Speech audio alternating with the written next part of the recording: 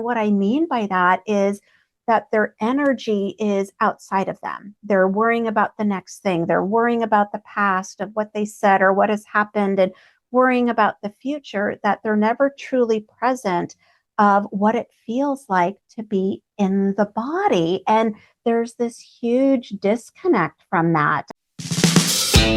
Welcome back to PCOS Unfiltered, where we ditch the one-size-fits-all advice. I'm Lindsie, nurse turned health coach, author of Healing Beyond the Diagnosis, and mindful eating advocate. Here, we go beyond the diagnosis so you can start understanding the messages behind your symptoms.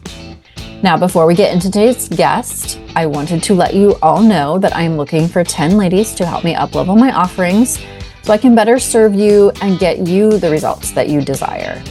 Be sure to check the show notes for the link to book a quick call with me and grab your freebie. Today, my guest is Tanya Ward. Tanya works with midlife women exiting survival mode caregiving, and after 25 years in the wellness space, she identified a pattern. Chronic responsibility reshapes stress physiology, and clarity doesn't return until the nervous system feels safe again. She leads a structured 6-month recalibration process grounded in nervous system science, helping women stabilize, interrupt stress patterns, and rebuild sustainable energy. As a reminder, the content shared here on PCOS Unfiltered is for informational and educational purposes only. The views and opinions expressed by the host and guests are not intended to serve as medical advice. Always consult with a qualified healthcare professional before making any changes to your diet, exercise, or treatment plan. The information shared is based on personal experience and expert interviews and is not a substitute for professional medical guidance. Now settle in, maybe get ready to take some notes, and let's dive in. Here is my conversation with Tanya Ward.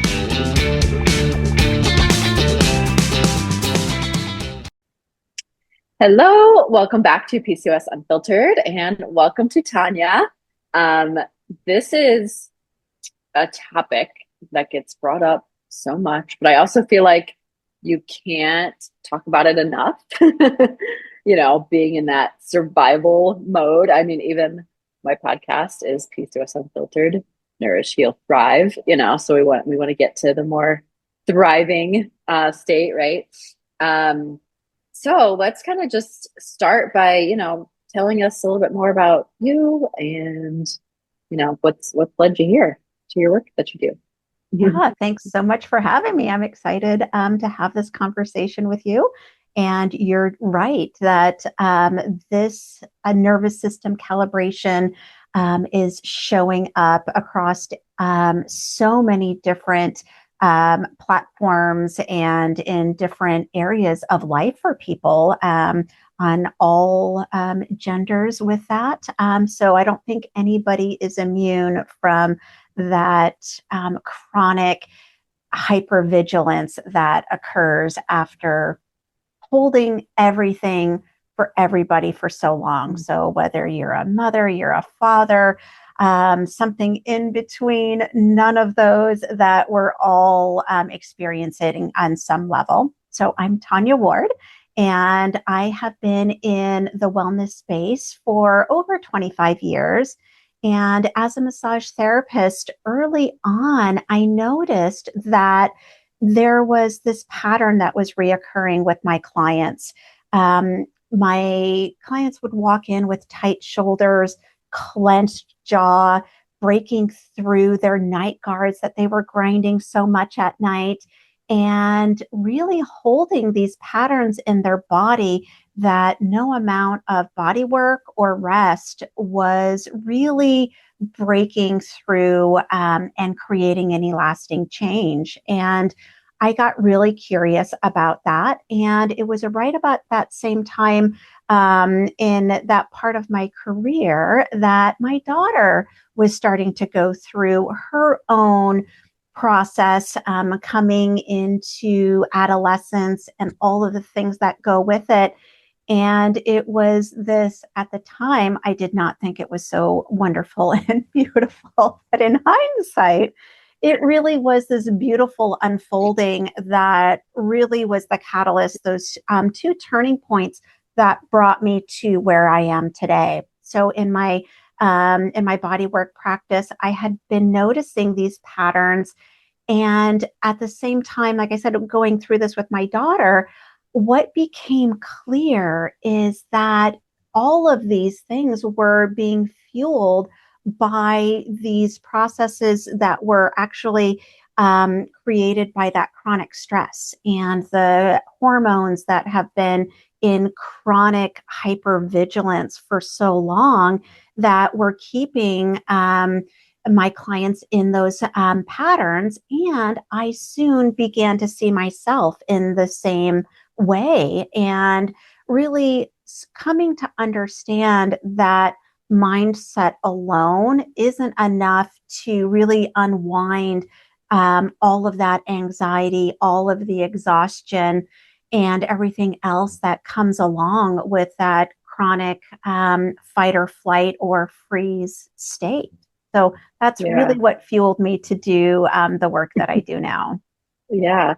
I mean, and I love what you mentioned there because I feel like mindset gets tossed around a lot. And I feel like I even say that because that's, I don't know what more people might relate to instead of saying like nervous system regulation, but that's truly what it comes down to. That's just like one probably tiny top layer, right? Like, mindset, like you need to go deeper to really, get out of that survival mode like you talk about. For sure. Well, Yeah. and so what I see is that until the body feels safe, until we've given the body cues that it's okay to move forward, that really those mindset strategies are only going to be so effective. And so I see so many people, and I was in the same camp, that are not understanding, like, I'm doing all the right things, I'm doing all the self-care. Why isn't it working? Well, because it was that very first step that was missed in that path of sending the body those signals that, I always bring up the saber-toothed tiger analogy, that our stress responses, that flight or fight response, is only designed to go for about 20 minutes or so, right? So back in the day when we were getting chased by the saber-toothed tiger, right? Get out of danger, get to safety, and then there would be a reset at some point. But what happens when we're constantly bombarded by all these stress factors of taking care of the kids, taking care of our careers, taking care of the leading, in our whatever our work situations are and in our families, taking care of aging parents, and it just gets piled on top, and we never get that reprieve and a time to reset. So that's a big part of my work. Is the very first step is focusing on getting back into the body, feeling safe in the body. I do a lot of energy work personally and in my teachings about how to work with our subtle energy bodies to help signal to the brain to switch off that stress response, that it's okay to turn this off. This is time to reset. And that's when you can have the mindset work that comes in and you go, okay, now I see how to reframe this. Now this can become my affirmation or my mantra. And it actually is doing something versus just adding more noise to the background of the nervous system. Yeah. Yeah. So you work with a lot of women in like midlife, I believe, right? I do, But, yeah. For women, I mean, really any stage of life, I feel like, especially just in the times that we live in nowadays, being stimulated by so many things that we sometimes can control, can't control. But why do you feel like these women are so exhausted and just feel stuck, even after maybe some therapy, self-care, personal development work? Like, what are you seeing that's still keeping them stuck? Yeah, that's a great question. And you're absolutely right. It can happen from as early as adolescence. Like I saw my daughter, right, going through that. And now she's almost 23, and I see her go through little phases of it as she's going through the college process, right? So the stress response definitely is there. And I think a big part of what's keeping them stuck is that you can't really recalibrate under pressure. that you need to be able to get to a point of getting the physiological response to shut off, to calm down, for the nervous system to quiet, to be able to get to that next step where you can recalibrate, because that long-term stress response is just increasing that pathway of that hypervigilance. I'm not safe. I still have to be on guard. I still have to.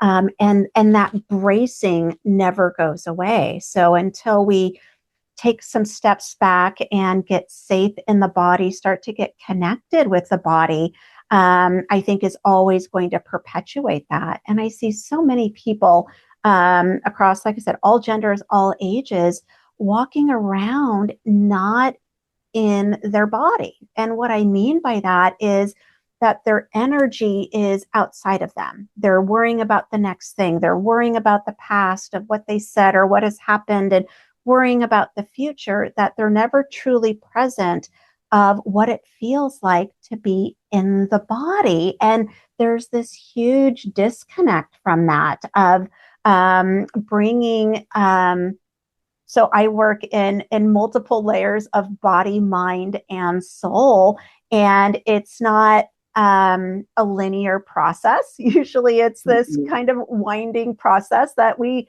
have to go through, but of really coming back into the body, feeling safe, and starting there. Does that make sense? Did I answer that question? Yeah. Yes. And so, so being more specific, I mean, you kind of mentioned a few things that, that you would see like with your clients and stuff, but what actually is happening, in the body, like inward, outward, more specifically, like I said, when the nervous system is, stuck.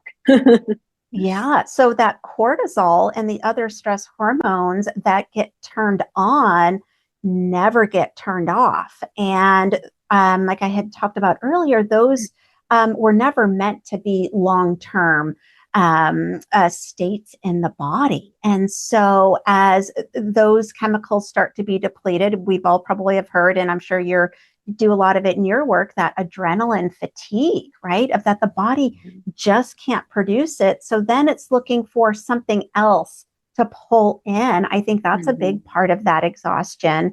And then that chronic stress state, that hypervigilance, then becomes the new baseline.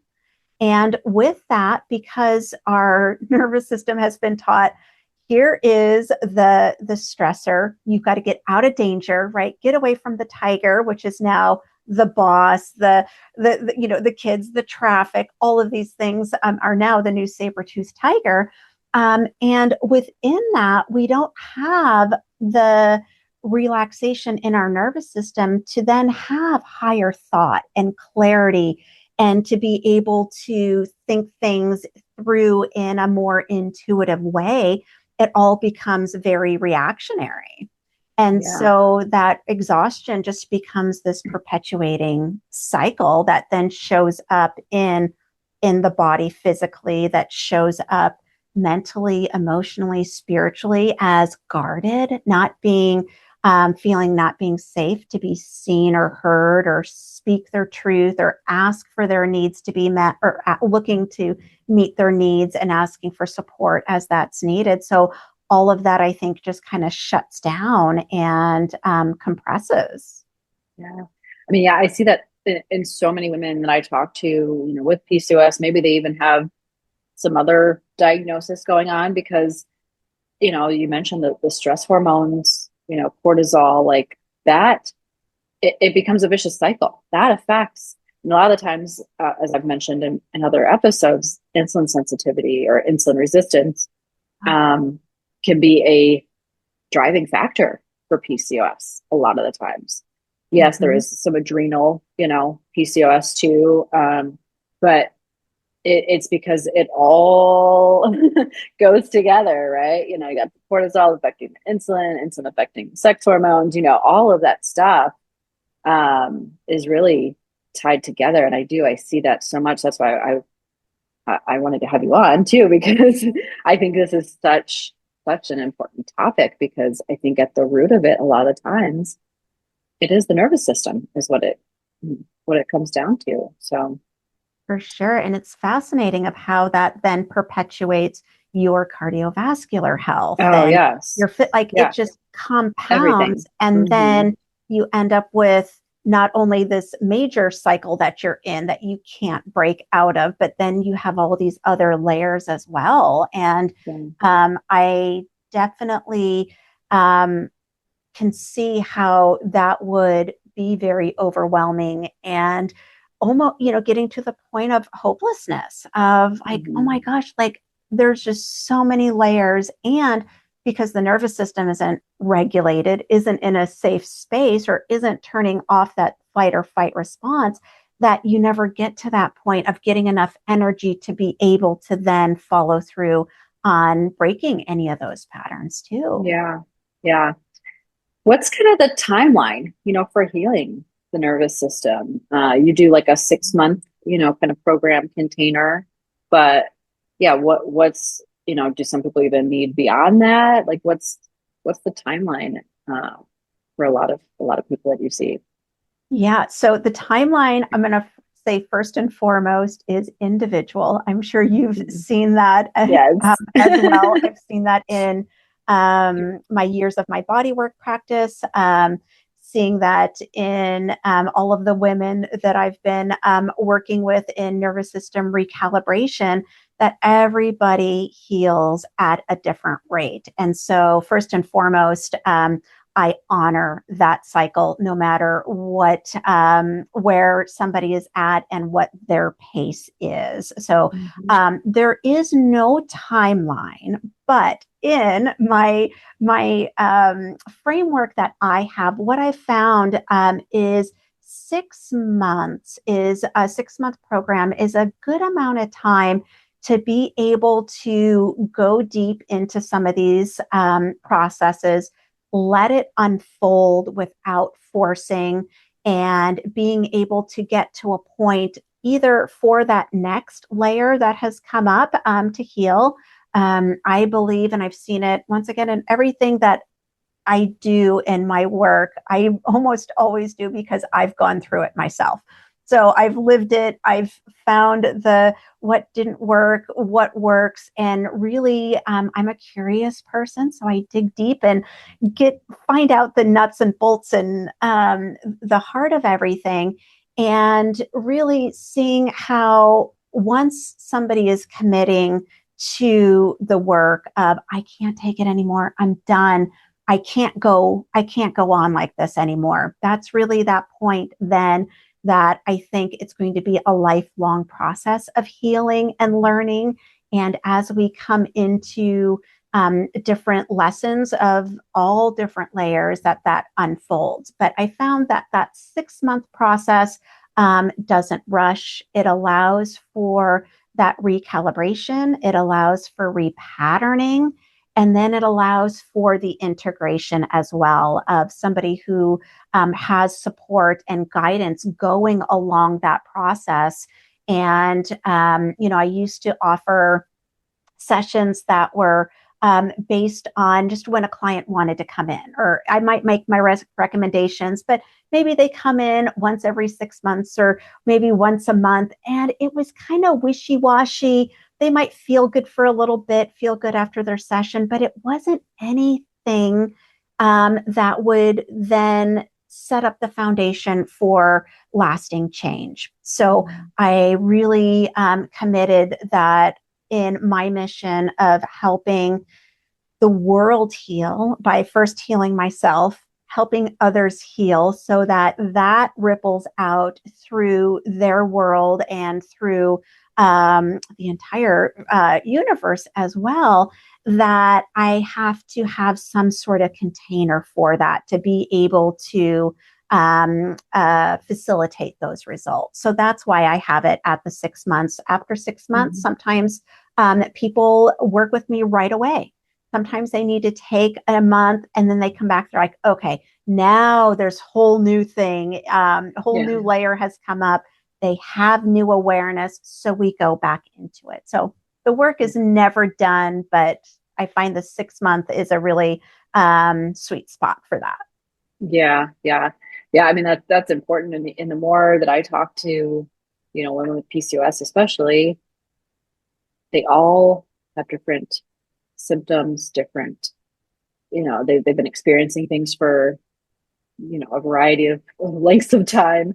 They all have, of course, different backgrounds and different childhoods and different, just all kinds of things that play a role. So like you said, yes, it is going to be, individualized as well. And we can say, sure, like this is a good amount of time. Some people, might need, more or less. And I think a lot of people just have to understand that, no matter what it is, even in general, whether it's working, with somebody like you or somebody like me, it's going to be different for everybody because we are all so different. Yeah. For sure. Yeah. Are you seeing, like a lot of people when they come to you, have they tried a lot of other therapies, whether that's talk therapy, are you seeing that they've tried a lot of other stuff, or do you still even maybe encourage them to do some of that other stuff while they're working with you? Absolutely. So Mm-hmm. I see a lot of women coming to me who are at their end point of doing all of the things that haven't been really something to move the needle. It may help initially, but what I hear is adding journaling and meditation and talk therapy. All these things have then become another to do, another chore that it's an obligation, which is a really heavy feeling. And so they're looking for something different. And that's really where I love to work with clients, is once again showing them a different way of how to approach it. And oftentimes people are coming to see me while they're still working with a therapist. That's awesome. A lot of therapists will refer to me because they say, you know what, we've reached this point. We've been working years and years and they're at a plateau.